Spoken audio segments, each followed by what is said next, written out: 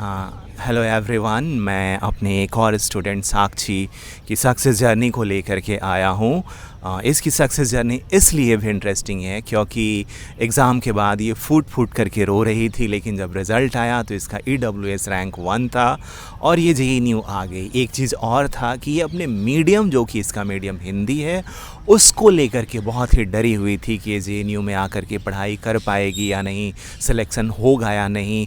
तो इसने बहुत ही खूबसूरती से प्रिपेयर किया और फाइनली JNU में आ गई है। तो साक्षी, सबसे पहले आप अपने आप को इंट्रोड्यूस करें। हेलो एवरीवन, मेरा नाम साक्षी है और मैं बिहार के समस्तीपुर डिस्ट्रिक्ट की रहने वाली हूँ। और इस बार मेरा सिलेक्शन JNU में हुआ है CUET एग्ज़ाम के थ्रू और मेरा EWS रैंक 1 आया है। तो साक्षी, सबसे पहले ये शेयर करो कि एग्ज़ाम के बाद आप रो क्यों रहे थे और जब रिज़ल्ट आया तो आपके फ्रेंड्स एंड फैमिली का रिस्पांस कैसा था? सर, मैं एग्ज़ाम के बाद इसलिए रो रही थी कि मुझे लग रहा था कि मेरे बहुत ज़्यादा क्वेश्चंस गलत हो गए हैं और मैंने जो कुछ क्वेश्चंस को मार्क फॉर रिव्यू के लिए छोड़ा था, तो मुझे डाउट था कि उसके नंबर काउंट होंगे या नहीं, तो मैं इसलिए रो रही थी। और बाकी जब मेरा रिज़ल्ट आया, पहले तो CUET का रिज़ल्ट आया था, तो मैं उसमें कंफर्म नहीं थी कि मेरा होगा कि नहीं होगा। और मैंने आपको एक बार मैसेज करके पूछा भी था, सर, कि मेरा इतना नंबर आया है तो क्या मेरा हो जाएगा? तो सर आपने बोला था कि चांसेस है होने के, अगर छूटेगा तो 1-2 नंबर से छूटेगा। उसके बाद जब JNU का फाइनल कट ऑफ आया था तो उस लिस्ट में मेरा नाम था। तो मैंने सबसे पहले आपको रिज़ल्ट भेजा था, तो आपने बोला था कि ये वाला नहीं है, तुम दोबारा से चेक करो कि हुआ है कि नहीं हुआ है। तो फिर मैंने दोबारा जब चेक किया था तो मेरा सिलेक्शन हो गया था और उसमें मेरा EWS रैंक 1 आया था। सच ए ग्रेट जर्नी, अब विद अप्स एंड डाउन। जब आप एग्ज़ाम दे करके थोड़े से डिसअपॉइंटेड से रहते हो और मार्क फॉर रिव्यू वाले क्वेश्चन, तो यस वो काउंट तो हो जाते हैं, लेकिन टाइम को अच्छे से मैनेज करो गाइस। एग्ज़ाम में अगर अच्छे से मैनेज नहीं करोगे तो मार्क फॉर रिव्यू के लिए अगर 8-10 क्वेश्चन छोड़ते हो तो आप उसमें से 2-3 के आंसर तो ज़रूर चेंज करते हो। सो time management is very important. अब आते हैं साक्षी आपकी प्रिपरेशन जर्नी पे। तो आप अपने मीडियम को लेके शुरू में बहुत ही डरे हुए थे, तो वो क्या कंसर्न था आपका? प्लीज़ इलैबोरेट करो। कि JNU में तो इंग्लिश मीडियम में पढ़ाई होती है और मेरा ग्रेजुएशन तक हिंदी मीडियम ही रहा है, तो मुझे इसलिए थोड़ा डाउट होता था कि JNU में मैं जाऊंगी, मैं वहाँ पे पढ़ाई कर पाऊंगी कि नहीं कर पाऊंगी। तो मैंने सर को एक बार पूछा भी था सबसे पहली बार कि सर, मैं हिंदी मीडियम की स्टूडेंट हूँ, तो क्या मेरा JNU में मैं मतलब वहाँ से मैं मास्टर्स कर सकती हूँ? तो सर ने बोला था कि हाँ, आप आसानी से कर सकते हो वहाँ से मास्टर्स। और साक्षी, अपनी प्रिपरेशन स्ट्रेटजी को शेयर करो। मेरे क्लासेस कैसे ज्वाइन किया, कहाँ से पता चला, फिर क्लासेस से क्या क्या बेनिफिट हुए और बाकी क्या क्या क्या प्रिपरेशन के लिए, उसको शेयर करो। मेरी प्रिपरेशन स्ट्रैटेजी ये रही है कि सबसे पहले तो मैंने जो भी CUET का सिलेबस था सोशियोलॉजी का, तो वो मैंने NTA के ऑफिशियल वेबसाइट से डाउनलोड किया और उसके बाद मैंने उसको नोट डाउन किया था ताकि सिलेबस मेरे नज़र के सामने में रहे, ताकि कुछ भी टॉपिक मिस ना हो। उसके बाद मुझे एक गाइडेंस की ज़रूरत थी, तो मैंने पहले तो मुझे समझ नहीं आ रहा था कि कहाँ से मैं ज्वाइन करूँ, क्या करूँ। तो मैं ऐसे ही एक बार YouTube पे वीडियो देख रही थी, तो मुझे सर का एक MCQ सीरीज़ सर ने डाल रखा है, तो मैंने वो देखा था। तो सर उसमें क्वेश्चंस डिस्कस कर रहे थे, तो मुझे सर के पढ़ाने का स्टाइल, टीचिंग स्टाइल इनका बहुत अच्छा लगा और ये बहुत अच्छे से समझा रहे थे। तो फिर मैंने सर का नंबर लिया था और मैंने सर को मैसेज किया था कि सर, मुझे आपकी क्लासेस ज्वाइन करनी है। तो फिर मैंने सर की क्लासेस ली थी और मैंने वहीं से अपनी सारी प्रिपरेशन की है। साक्षी, तुम्हें मीडियम के वजह से शुरू में थोड़ी दिक्कतें आती थी नोट्स बनाने में, चीज़ों को समझने में, और मुझे खूब अच्छे से याद है कि तुमने बहुत मेहनत किया था।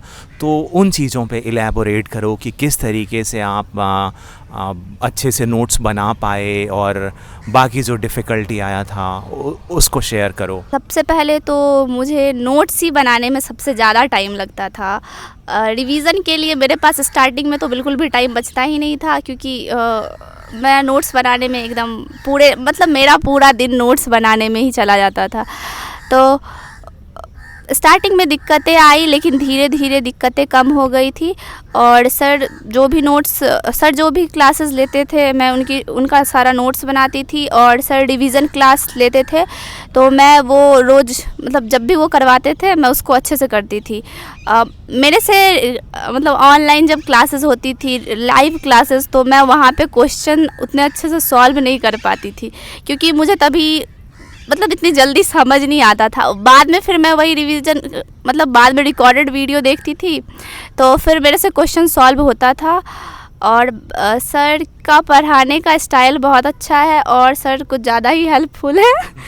और इन्होंने मतलब सारे बच्चों को बोल रखा था कि जो भी दिक्कतें आएंगी तो मैं हमेशा आप लोग के लिए अवेलेबल हूँ, तो जब भी आपको दिक्कत आए तो आप मैसेज कीजिए या फिर कॉल भी कर सकते हैं। तो मैं जब भी अटक जाती थी क्वेश्चन सॉल्व करने में तो मैं सर को भेजती थी, सर ये नहीं सॉल्व हो रहा है, सर ये बता दीजिए, तो फिर सर उसको बताते थे। हाँ, तो साक्षी मैं बहुत ही प्राउड हूँ आपके सिलेक्शन से। आपने इतनी सारी डिफ़िकल्टी को ओवरकम किया। तो आप मुझे ये बताओ कि जो स्टूडेंट्स हिंदी मीडियम से प्रिपेयर कर रहे हैं उनके लिए आप क्या कहोगे? अक्सर उनको लगता है कि थोड़ा सा डिफ़िकल्ट होगा मीडियम के वजह से, तो उनको गाइड करो, वो क्या करें, किस तरीके से डिफ़िकल्टी को कोप अप करें? सबसे पहले तो मैं यही बोलूँगी कि पहले तो आप खुद पे विश्वास रखिए कि चाहे हिंदी मीडियम हो या इंग्लिश मीडियम, आपका हो जाएगा। और रही बात जेएनयू से पढ़ाई करने की, तो अगर मैं कर सकती हूँ तो फिर आप भी कर सकते हैं। लैंग्वेज थोड़ा मतलब हिंदी मीडियम वालों को थोड़ा ज़्यादा मेहनत करना पड़ता है, लेकिन अगर आप मेहनत करोगे तो आपका हो जाएगा। बाकी अगर किसी गाइडेंस की ज़रूरत है तो मैंने सर की क्लासेस ज्वाइन की थी, अगर आप करना चाहते हो तो कर सकते हो, अदरवाइज़ आप सेल्फ स्टडी करके भी आराम से तैयारी कर सकते हो। पर गाइस, अगर आपको कोई डिफ़िकल्टी आता है तो ये मत समझना कि जेएनयू में आपका कोई नहीं है। Sakshi is always here to help you out. अगर खासकर आप हिंदी मीडियम से हो और कोई दिक्कत आ रहा है तो आप नीचे कमेंट करना, she will diligently reply to all your queries. तो साक्षी, लास्ट वर्ड प्रिपरेटर्स को बोलो कि उनको कोई डिफ़िकल्टी आता है तो वो क्या करें, कैसे डिसिप्लिन कंसिस्टेंसी को मेंटेन रखें, क्योंकि प्रिपरेशन कई बार पूरे एक साल की जर्नी हो जाता है। हालांकि बहुत सारे स्टूडेंट शॉर्ट पीरियड में भी कर लेते हैं, बट जो 1 साल से पूरे प्रिपेयर करते हैं उन्हें क्या करना है वो बताओ। सबसे पहले तो मैं बोलना चाहूँगी जो भी प्रिपरेटर है, तो सबसे पहले तो आप ठान लीजिए कि क्या करना है आपको। आप डिसाइड कीजिए कि आपको कौन सी यूनिवर्सिटी चाहिए। अगर जेएनयू चाहिए तो आपको ज़्यादा मेहनत तो करना ही पड़ेगा, और चाहे उसके बाद परिस्थिति जो भी हो, आपको हर हाल में अपनी पढ़ाई करनी है, पढ़ाई बीच में नहीं छूटनी चाहिए। और डिसिप्लिन, कंसिस्टेंसी, ये बहुत ज़्यादा ज़रूरी है। बहुत अच्छा लगता है ये सुन कर के कि आप पढ़ाई करोगे, कंसिस्टेंसी, डिसिप्लिन मेंटेन करोगे तो आपका हो ही जाएगा। और ये बिल्कुल सही बात है। ईयर आफ्टर ईयर मैंने देखा है कि जिन स्टूडेंट ने, चाहे वो किसी भी मीडियम के रहे हों, प्रॉपर हार्ड वर्क किया है, नोट्स बनाया है, रिवीजन किया है, अच्छे स्टेट ऑफ माइंड से एग्ज़ाम में अपीयर हुए हैं और उनको गाइडेंस मिला, हैंड होल्डिंग मिला, तो एक भी स्टूडेंट ऐसा तो नहीं है जिसका सिलेक्शन नहीं हुआ है।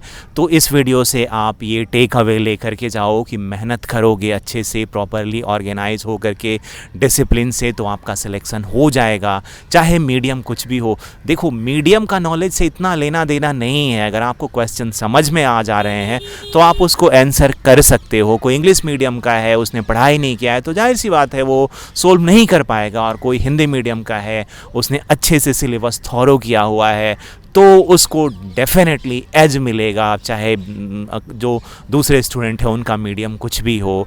और साक्षी, लास्ट में इस चीज़ को भी बताओ कि सिलेबस के किन किन हिस्सों पे लोगों को ढंग से फोकस करना चाहिए, ताकि एग्ज़ाम हॉल में जाएं तो उनको कोई एंग्जाइटी ना हो और उनको ये ना लगे कि ये क्वेश्चन फैमिलियर नहीं है। मोस्ट ऑफ क्वेश्चन तो सिलेबस से ही आते हैं। मैं उन लोगों को, जो भी प्रिपरेटर है, मैं उनको यही बोलना चाहूँगी कि थिंकर्स वाले पार्ट पे तो सब बहुत ज़्यादा ही ध्यान देते हैं, बट जो छोटे छोटे टॉपिक्स होते हैं लोग उनको थोड़ा सा लाइटली लेते हैं।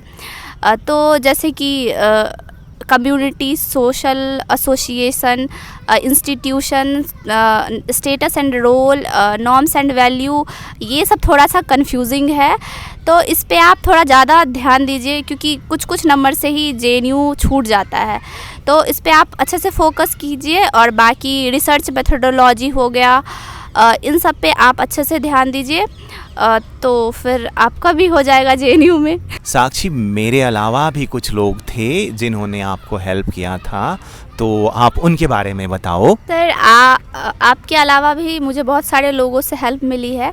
हाँ, आपके बिना ये पॉसिबल नहीं था यहाँ JNU तक आना, क्योंकि मुझे तो कोई आइडिया था नहीं इसके बारे में, तो मुझे आपकी क्लासेस से ही सबसे ज़्यादा बेनिफिट मिला है। बाकी हाँ, मेरे 1-2 सीनियर्स हैं जो JNU में जिनका पिछले साल हो गया है, उनसे मुझे बहुत ज़्यादा हेल्प मिली है। स्टार्टिंग से ही मुझे जब भी सबसे पहले तो मुझे डाउट होता था, तो मैं उनको मैसेज करती थी कि मुझे ये डाउट हो रहा है, मेरे से नहीं हो रहा है, और मेरा जब कॉन्फिडेंस डाउन हो जाता था तो मैं उनसे बात करती थी और वो लोग हमेशा बोलते थे हो जाएगा, तुम कर लोगी। तो हमेशा उन्होंने मुझे अच्छे से बताया है कि क्या कैसे करना है। और बाकी मेरे फ्रेंड्स लोग और मेरा, जब मैं प्रिपरेशन कर रही थी तो जो भी उसमें ही मेरे कुछ, मतलब हम लोगों का एक व्हाट्सएप ग्रुप था जिसमें 4 लोग थे, तो हम लोग का रोज़ का था कि 1 घंटे ये क्वेश्चन सॉल्व करना है। तो उन लोगों की वजह से भी मैं आज यहाँ पे हूँ। अगर हमारा डिस्कशन नहीं होता तो मेरे अंदर वो कॉन्फिडेंस आता ही नहीं कि मैं एग्ज़ाम में जाके इतने अच्छे से वो करके आ सकूँ। तो उन लोगों को भी थैंक यू, और सर आपके बिना तो ये पॉसिबल था ही नहीं, तो थैंक यू सो मच। हाँ, एक बात और, साक्षी और विकास, अगर आप लोग नहीं होते तो मैं यहाँ नहीं होती। थैंक यू सो मच आप दोनों को भी। तो गाइज, अच्छे से आप पढ़ो, मेहनत करो, डिसिप्लिन मेंटेन करो, कुछ भी हो पढ़ाई नहीं छूटना चाहिए। और अगर हिंदी मीडियम से हो, कोई प्रॉब्लम आ रहा है तो नीचे कमेंट करो, साक्षी आपको ज़रूर रिप्लाई करेंगी।